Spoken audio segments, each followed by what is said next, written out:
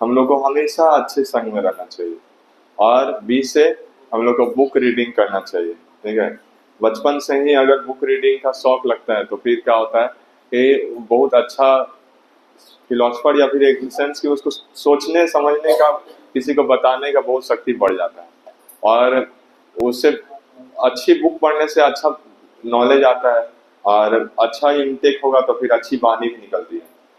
भगवत गीता में आता है 17 चैप्टर का 18 नंबर श्लोक इस तरह से बोलते हैं उसमें कि अनुद्वेगम करम वाक्यम सत्यम प्रियम हितम चय। ठीक है, बोलते कि कैसा है कि अनुद्वेगम जो वाक्य बोलना चाहिए वो ऐसा होना चाहिए जिससे कि दूसरा व्यक्ति जो है वो उत्तेजित ना हो। ठीक है, और अनुद्वेग होना चाहिए, अनुद्वेगम कर्म वाक्यम सत्यम। ठीक है, सत्य वो वाक्य जो है वो सत्य होना चाहिए, साथ ही साथ प्रिय भी लगना चाहिए सुनने में, और दूसरा व्यक्ति का हित भी होना चाहिए।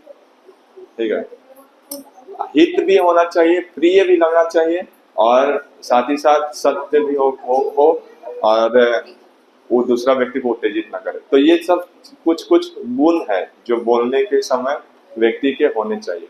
अब बहुत बार ऐसा नहीं हो पाता है, तो इस कारण से बोला जाता है कि आप अच्छे से बुक पढ़िए। ठीक है, ये जो बुक्स है ये बुक्स इतने सुंदर है जो कि बड़ा बड़ा परेशानी वाला सिचुएशन का बारे में बताते हैं।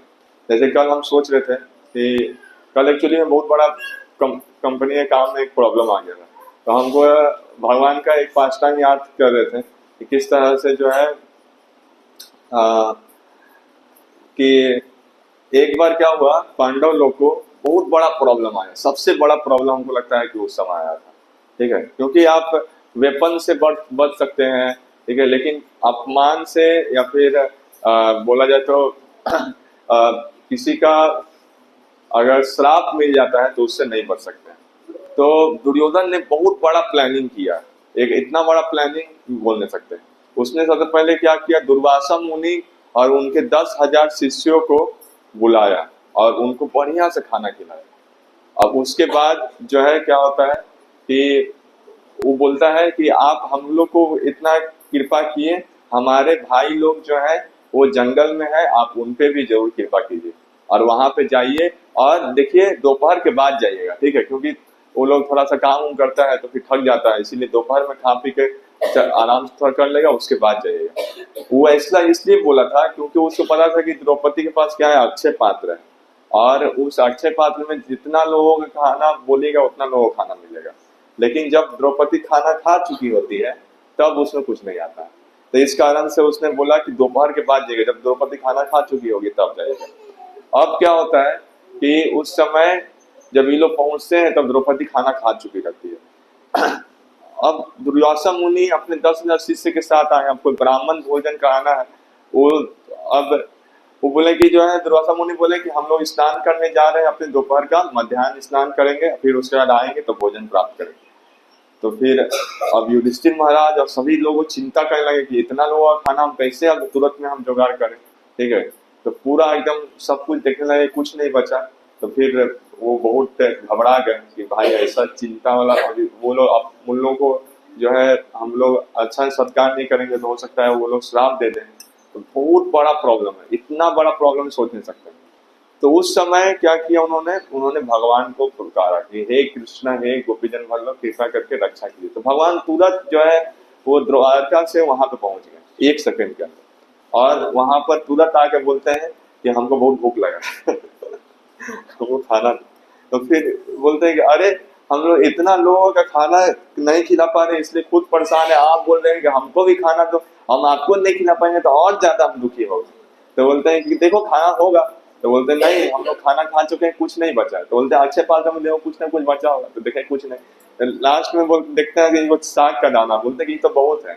अब भगवान खाते हैं और पूरा का पूरा दुनिया को संतृप्त कर देते हैं। दुर्वासा मुनि और ये लोग जो स्नान करते करते उन लोग को लगता है कि अरे ये तो इतना हम खाना खा लिए हैं कि अब हम जो है कुछ भी नहीं खा सकते।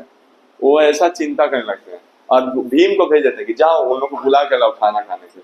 अब ये लोग जो है जब आते हैं तो भीम जब बोलते हैं कि चलिए चलिए खाना खाने, तो वो लोग बोलता है कि दुर्वासा मुनि और बाकी शिष्य, दुर्वासा मुनि बोलते हैं कि आप लोग किसी को भूख लगा है, तो बोलता है किसी को नहीं।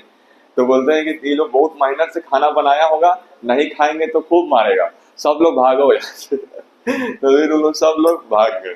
तो इस तरह से जो है बोलने का मतलब है कि अगर हम लोग शास्त्र पढ़ते हैं तो हम लोग को कोई भी सिचुएशन में अपना मन को शांत रखने का और किस तरह से उसको सॉल्यूशन प्राप्त करने का एक होप रहता है कि नहीं भगवान को याद करेंगे तो हो जाएगा। और इस तरह से हम लोग का वाक्य में जो है वो चिंता या फिर ये सब नहीं होता है, तो प्रिय हो जाता है, हित के लिए होता है कि भगवान का सबको भक्ति कीजिए, इस तरह हित की बातें आती है और सत्य भी रहती है, और साथ में वो किसी को उद्वेग भी नहीं करते। तो ये बुक्स रीडिंग बहुत जरूरी है, और भगवान का गुणगान करने के लिए चैंटिंग बहुत जरूरी है, और साथ ही प्रसाद खाना बहुत जरूरी है। तो अभी देखते हैं भक्त लोग इतना मेहनत से बहुत सारा प्रसाद आ गया है, ठीक है।